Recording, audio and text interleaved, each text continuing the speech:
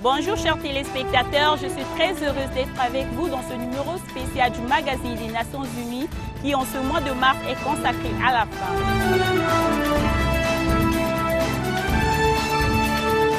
En 2015, les 193 États membres des Nations Unies ont adopté 17 objectifs de développement durable dont l'ODD numéro 5 est consacré au genre et à l'égalité des sexes.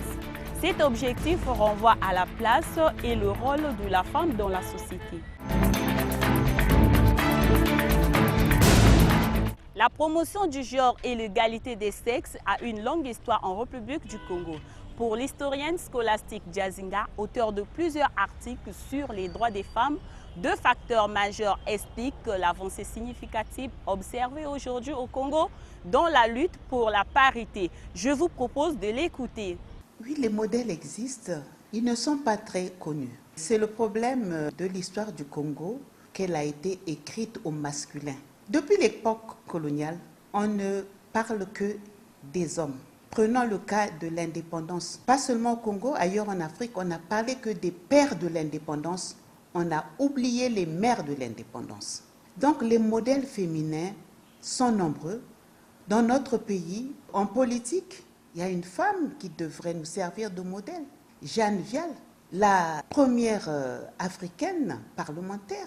Jeanne Vial est sénatrice de l'Ubangui-Chari, mais elle est franco-congolaise. Et cette femme s'est battue pour se présenter aux élections en Ubangui-Chari. La première fois, elle échoue. Elle est repartie aux élections. Et elle a fait un travail important. Je pourrais prendre le cas d'Hélène Bouboutou. L'administration coloniale l'envoie en France pour enseigner l'art ménager. Mais elle décide de passer le bac. Et l'administration coloniale refuse. Les documents sont là aux archives nationales. Moi, j'ai travaillé sur ces documents. Mais elle a voulu passer le bac. Et elle a eu. Elle est la première Congolaise avoir eu le bac. Et elle s'est battue pour devenir docteur en sciences humaines. Elle a soutenu son doctorat en géographie. Elle est la première Congolaise aussi qui écrit un ouvrage, un manuel, La géographie de la République populaire du Congo. Elle est la première femme à qui on accorde le grade, on décerne le grade de professeur, je crois en 1983. Mais c'est un modèle. Moi, j'ai travaillé sur des archives que j'ai trouvées à la faculté des lettres et des sciences humaines, mais c'est une femme qui était portée sur la recherche. Elle faisait du terrain. Donc c'est un modèle pour les jeunes filles qui veulent poursuivre leurs études, aller plus loin dans les études. Je peux parler de Mokonzi Mwasi, cette femme qui dans les environs de Makwa, et cette femme qui décide de créer son propre village, dont elle est chef. Et l'administration coloniale a eu une grande admiration pour elle, au point où elle est nommée auxiliaire de la colonisation, chef de terre, je crois. Les exemples sont là, qui devrait nous amener à être plus combatifs.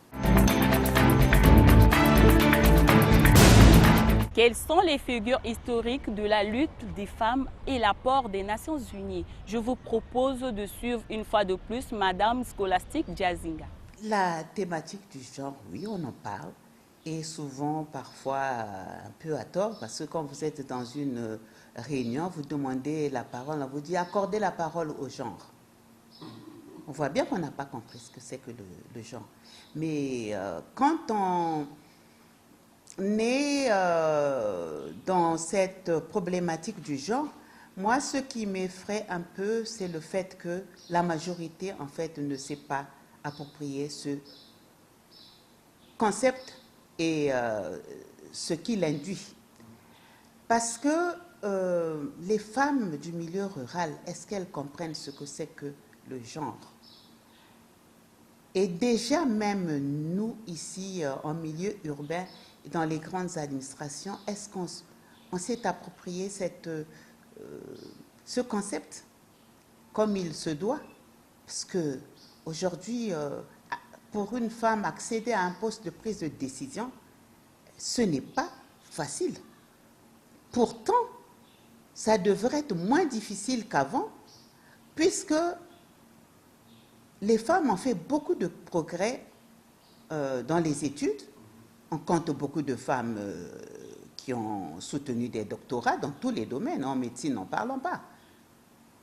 Mais est-ce qu'aujourd'hui, on peut facilement trouver une femme chef de service en médecine? C'est vrai qu'il y en a quelques-unes, mais il n'y a pas la parité, mais surtout pas imaginer qu'elle soit doyenne de la faculté des sciences et de la santé, alors qu'elles sont nombreuses. Donc c'est un problème. Au niveau, disons, des pouvoirs publics, on parle de la parité, mais concrètement, où est-ce qu'on en est? Est-ce que les femmes elles-mêmes sont en mesure de se battre pour qu'on y arrive? Qu'est-ce que le genre? C'est la question posée à Madame Barbara Laurenceau, la représentante du Fonds des Nations Unies pour la population. Le genre, comme vous le savez, c'est un mot qu'on utilise beaucoup, mais sans toujours savoir trop bien ce que ça signifie. Pratiquement, il s'agit de voir comment, dans une société, les relations entre les hommes et les femmes s'organisent. La différence, en fait, entre les relations de genre et les relations de sexe, qui définissent, en fait, les relations entre un homme et une femme au quotidien, c'est que le genre est en perpétuelle évolution. Par exemple, vous allez noter que par le passé, il y avait des pratiques et une façon de s'organiser dans la société congolaise qui faisait que les femmes avaient un certain rôle et les hommes un autre rôle. Et avec le temps, cette construction sociale de genre, on dit, évolue sans cesse. Donc petit à petit, le rôle des femmes change, le rôle des hommes change aussi. Donc c'est ainsi qu'on parle maintenant de la construction sociale de genre dans le monde et au Congo en particulier. Et l'objectif, c'est de s'assurer que cette construction sociale aille toujours vers plus d'équité. Parce que vous savez que pour le système des Nations Unies et pour les États membres qui le composent à travers le monde, il y a une priorité absolue, c'est l'équité entre les hommes, les femmes et tous les êtres humains qui composent la planète. Nous sommes tous nés libres et égaux en droit, c'est-à-dire que les femmes et les hommes doivent avoir les mêmes chances. Et donc la construction sociale de genre doit accompagner ce recours et cette recherche infinie de l'équité et des relations équitables entre les hommes et les femmes. Cette lutte commence à produire des premiers résultats. Aujourd'hui, on note la présence des femmes dans les secteurs sociaux et économiques autrefois réservés aux hommes. Je vous propose de suivre le portrait de ces deux femmes dans ce reportage. Nous sommes le 8 mars, Journée internationale des droits de la femme. Virginie Kouka et Gladys Samio arrivent à leur poste de service, le bureau du Programme alimentaire mondial à Brazzaville au Congo. Comme tout bon chauffeur, chacune de ces deux dames passe la vérification de son véhicule avant de se lancer dans les courses. Pour Virginie, c'est une longue journée qui s'annonce. Elle doit se préparer pour une mission à Kinkala dans le département du Poul. La journée se passe très bien, mais ce qui est dommage, je suis en train de partir en mission là. Après l'interview, je pars en mission, je vais à Kinkala. Donc, je voulais aussi profiter de passer un message aux femmes, et à la femme congolaise en particulier, de s'intéresser vraiment à la conduite. Qu'elle se recycle, qu'elle passe par l'auto-école, c'est mieux parce qu'avec l'auto-école, on apprend beaucoup de choses, on apprend des panneaux et tout. Il ne faut pas apprendre derrière la maison.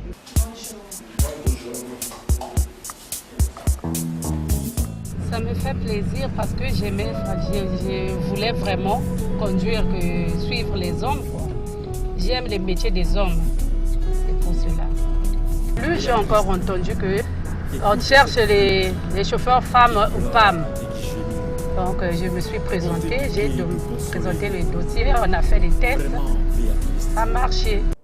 Chauffeurs professionnels, Virginie Kouka et Nadège Samio le sont. Mais elles sont aussi des femmes au foyer et des mères d'enfants.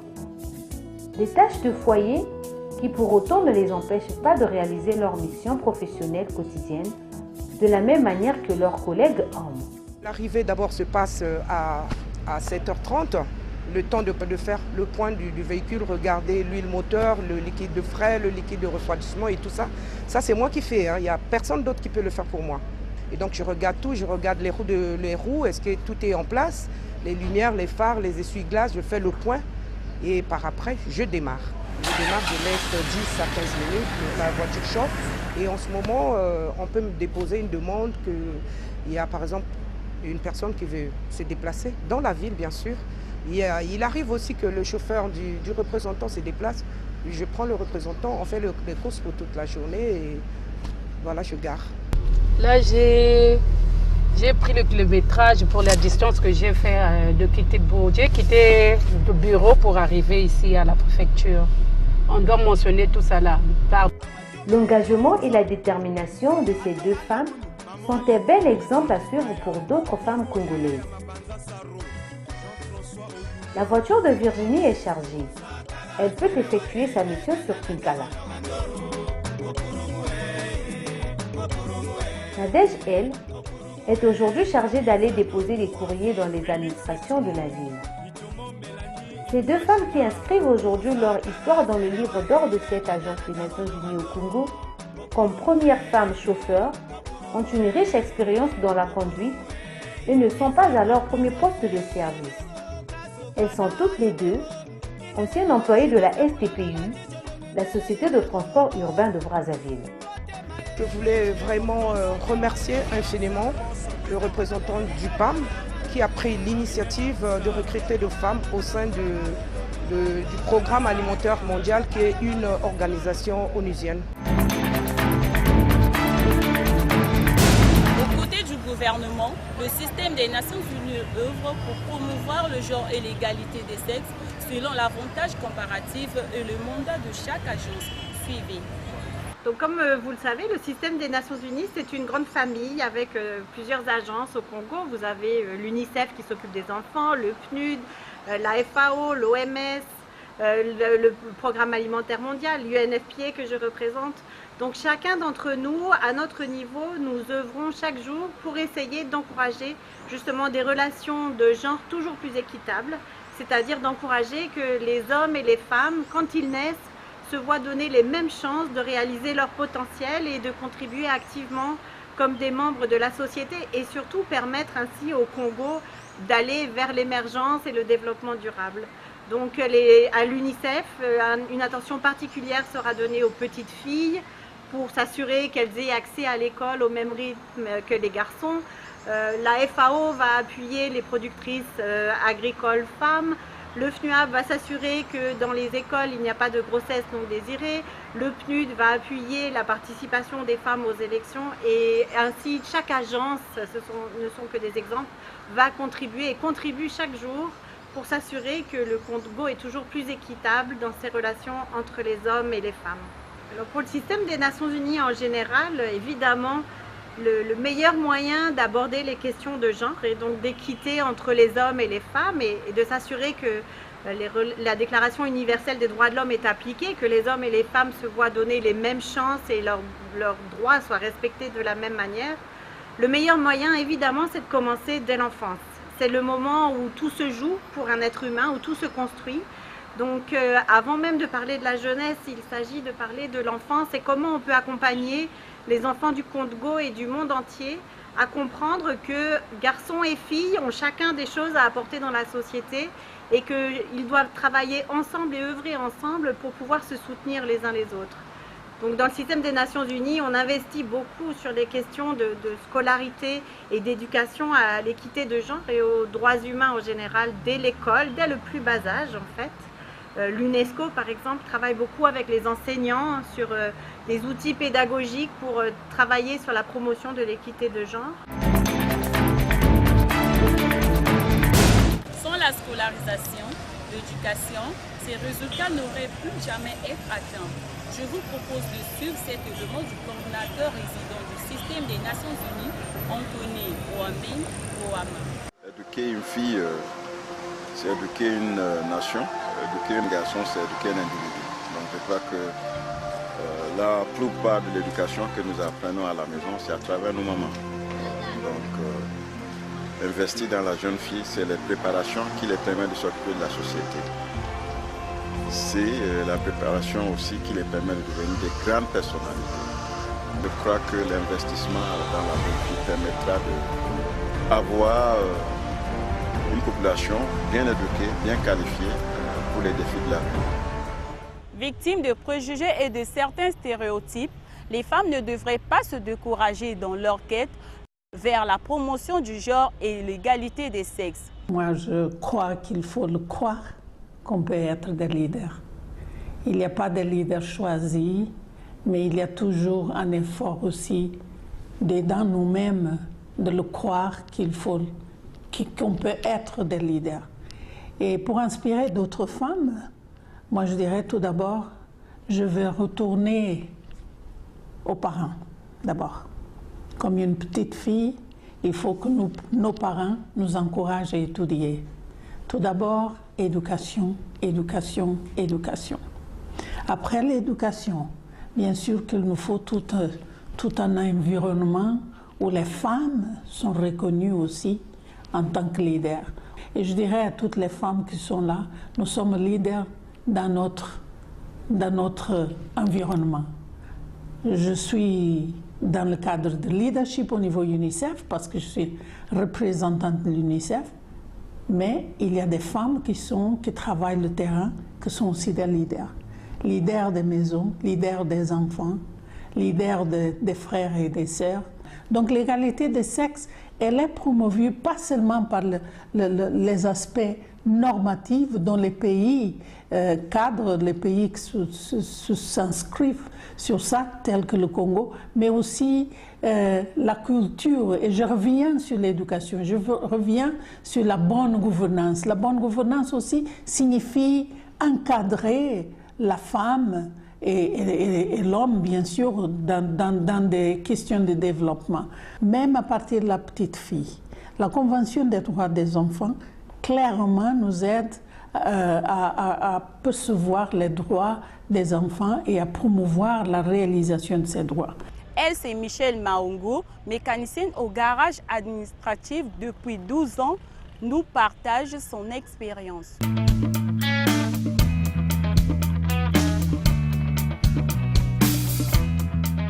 En fait, c'était étonnant pour une femme. Est-ce qu'elle pourra? Est-ce qu'elle va bien travailler? Est-ce que c'est pas de l'aventure? Est-ce que, comme je suis grosse comme ça, est-ce qu'elle pourra? Tout ça, il y avait des questions qui se posaient un peu. Ils pensent que seule, en tant que femme, je ne peux pas soulever une roue pour la monter. Donc, ah non, ça laisse, nous on va faire. Ça frustre un peu parce que c'est mon métier. J'aime beaucoup mon métier, je dois l'exercer, je dois travailler. Mais pour eux, bon, il y a des choses que je ne peux pas soulever, que je suis femme, il y a des choses que je ne peux pas faire, parce que je suis femme. Donc ils sont un peu réservés comme ça. Ils me donnent la place en tant que femme. Par contre, il y a des choses, il y a des montages qu'on me donne, un peu, je trouve que c'est facile, je le fais. Mais je me défends pour dire que non, je ne peux pas prendre par exemple la roue pour la monter. Je peux soulever aussi le moteur avec vous ensemble. Je me défends et ça tombe bien. Notre société est une société où l'inégalité entre les sexes se pose avec acuité. Nous pouvons prendre l'exemple du poids culturel.